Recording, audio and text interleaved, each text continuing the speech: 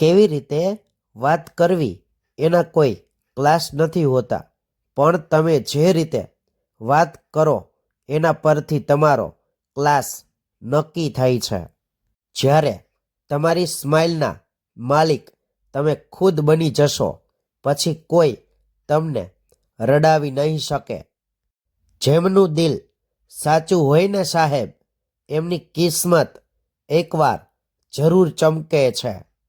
જેને સમયસર કદર કરતા આવડે છે ને સાહેબ, એમને જીવનમાં અફસોસ કરવાનો વારો ઓછો આવે છે.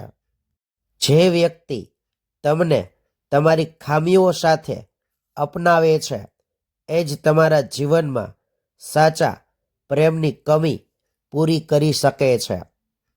એ વ્યક્તિની કદર કરવાનું ના ભૂલતા સાહેબ, જે આ જૂઠા જગતમાં નિસ્વાર્થ તમારી સાથે હોય છે. કોઈ સારા કામની શરૂઆત માટે કોઈ પણ સમય ખરાબ નથી હોતા. આજે પુસ્તકોનો હાથ પકડી લો, કાલે કામ માટે કોઈના પગ નહીં પકડવા પડે.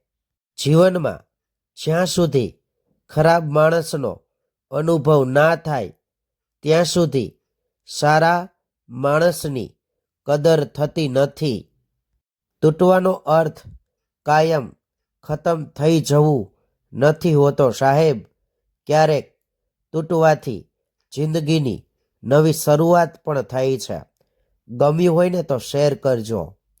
રાધે રાધે.